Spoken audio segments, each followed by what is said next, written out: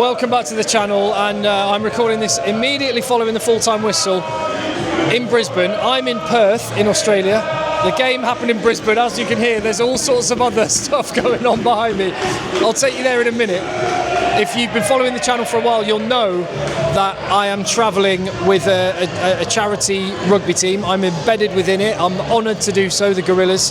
And so I'm going to be bringing you a real flavour of a proper rugby tour during the Lions tour in Australia. And I'll be back with all sorts of stuff. And I've been taking videos today, which I'll knock into other videos. But for now, let me just react to the full-time whistle. And please let me know your thoughts below. And if you appreciate the content on the channel, if you appreciate the fact that I don't really know what time it is right now, my sleep's totally messed up. And yeah, there's been refreshments involved. And I'm still hopping on to make sure there's a video on the channel. If you appreciate that fact, drop a little thumbs up on the video. It takes you no time, costs you no money, but I really appreciate it.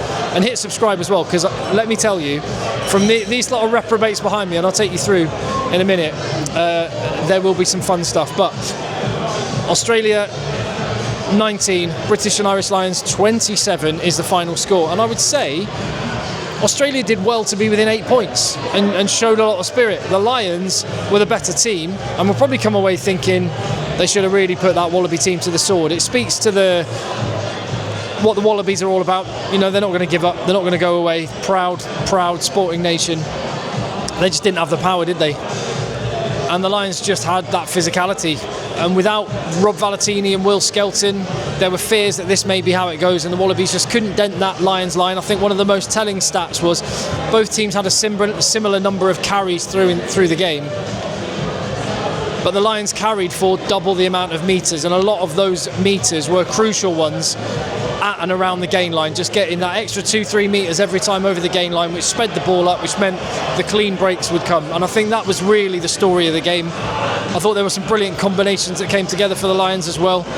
Gibson, Park and Russell, especially in that first half, worked a treat. Well, actually, Russell and Tuipulotu, what a night for Scotland rugby fans, seeing their boys just tearing it up in that first half. And you will hear A Flower of Scotland was sung many times by the boys here. And Tom Curry and Tyke Byrne. A lot of pressure would have been on them.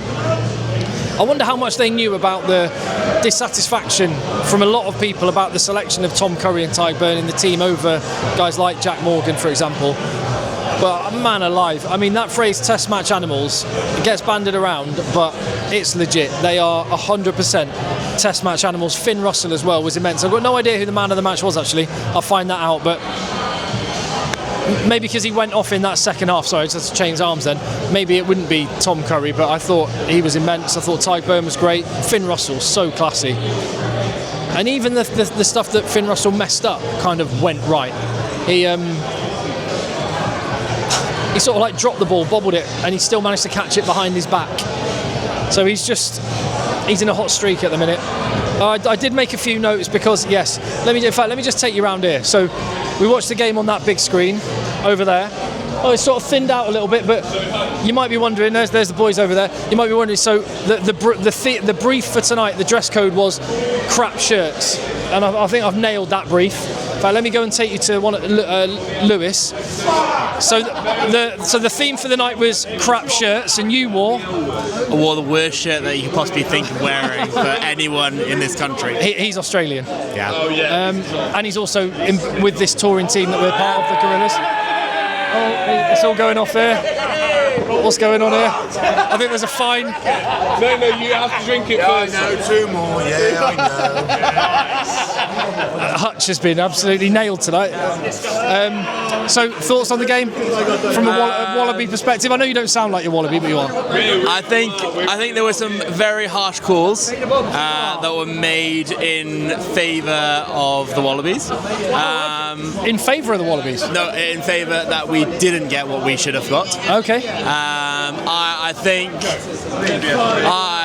I feel that basically we switched off in the first 10 minutes and we probably didn't rectify that quick enough. I thought you did well to get within 8 points, to be honest. Yeah, true. But I thought you got smashed. I don't think we got smashed. Not like Hutch is getting smashed right now. I'm also trying to just keep as kind. It's like a big number. It's a big number. It's a 3. he gets to nominate the drink for someone else. Oh, will you? I don't nominate you. I've got a drink. What have I got to have? What have I got to have? What's the rules now? What's the rules now? What's the rules now? You still have to drink. Yeah, but what's the rules now? What numbers are they? Someone give him that Guinness. 6 and 11. Keep up with the rules. No finger pointing and left hand drinking. You're not stitching me up. No. And what is it? 3 fingers. My drink. I'm just gonna have that one. That's mine. Is it 3? That's mine. I'll sort you out. Donate. Do 3 of that. Crack on. Maybe a franny, mate.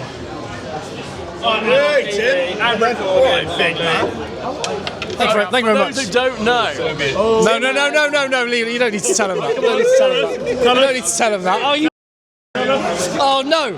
Oh man, I'm going to be in trouble after that. What Lewis is about to tell the boys, and which is true, is I have the world record for the fastest pint.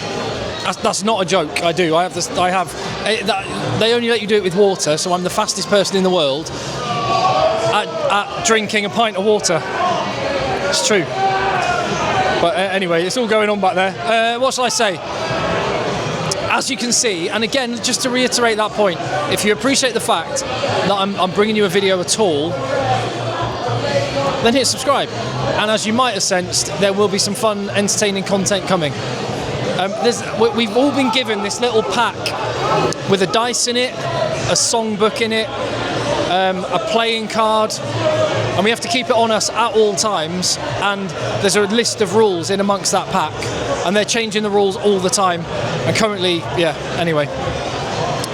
Ellis Genge did the team talk before they went out on the pitch. I found that really interesting. Like I saw, they were showing shots from the Lions dressing room, and Ellis Genge was doing the chat, and I thought, okay, he's seriously evidently one of the senior characters in the squad, and we've got that sense from all the footage they've been putting out.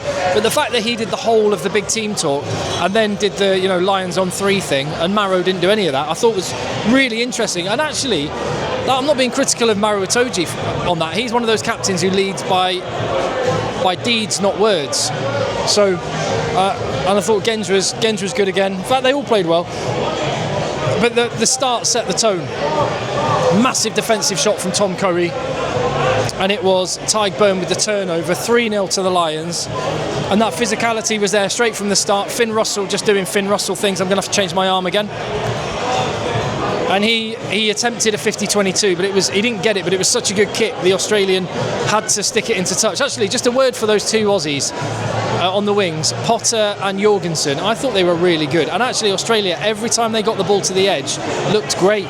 They just didn't have enough firepower through the middle to engineer opportunities to get them the ball. And I don't want to sound patronising when I say it. They did well to stay as close as they did. Fraser McCright getting a turnover in his own 22, and then it was that Scotland 1-2 amazing lift behind the tackle to Dan Sheehan to engineer the opportunity, and then Finn Russell to Sione Tuipulotu. Absolutely brilliant. And like I said, that was 10-0, and then Finn Russell just had, I don't know, the way he caught the ball when he should have dropped it, he had like his own gravitational pull. Then we saw 15 minutes, Aussies are on the ropes, and Joe Schmidt has his first trick play. We knew he was going to come up with some stuff, but again, rugby can be as complicated as you want to make it, but fundamentally, rugby's also a very simple game, and if you have got bigger, stronger fellas doing the meathead work up front, you're going to win the game more often than not. So rugby is very complicated, but also very simple, and Lions made it look simple. Probably will reflect they should have done better, and Hugh Jones had that try disallowed, 2 movements. It was a bit naive of Hugh Jones to get up onto his knees and play it rather than just play for the next phase, compounded by the fact Maro Itoje did the same thing, getting held up a little bit later. Few errors, and then Jorgensen gets that try to make it interesting. What was that at the time? Was that 10-7 then? Joe McCarthy almost immediately hit back, trying to get on the end of a Finn Russell kick. James Lowe was a little bit, greedy's too strong a word maybe, but he was a little bit overzealous. had options and penalty advantage in his back pocket, and he just tried to go for the line and got held up, or not the ball knocked on, messed it up. But then Tom Curry with the try. Ben O'Keefe was loose at the breakdown. We knew he was going to be that, and I thought the Lions played it quite smartly. Their penalty count wasn't too high. They left them. They were quite smart at deciding which ones to go in and which ones not to. Dan Sheehan got that try. He was immense as well. And that was from Tom Curry with a little take with the over the back line out from Australia. Curry managed to get there, steal it, and then he was the link man, getting Sheehan the try as well. Suhaili with a try disallowed. Was a double movement. Arguably a no-arms tackle from Ben Earl, but Carlo Tizzano scored in the end. That was 12-24.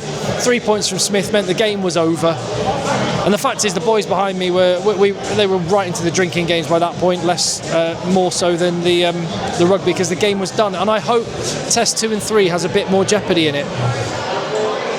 But they got the try at the end. Tate McDermott, good attack, and it finished 19-27. Like I say, I will be back with a more in-depth feedback on the game, maybe a bit of game footage as well. But the night is young here in Perth. My jet lag is properly kicked in. I don't know whether I'm coming or going, but sounds like someone's just lost another game. I'm going to get back to it, and I'll report back very soon. Thank you for watching. See you on the next one.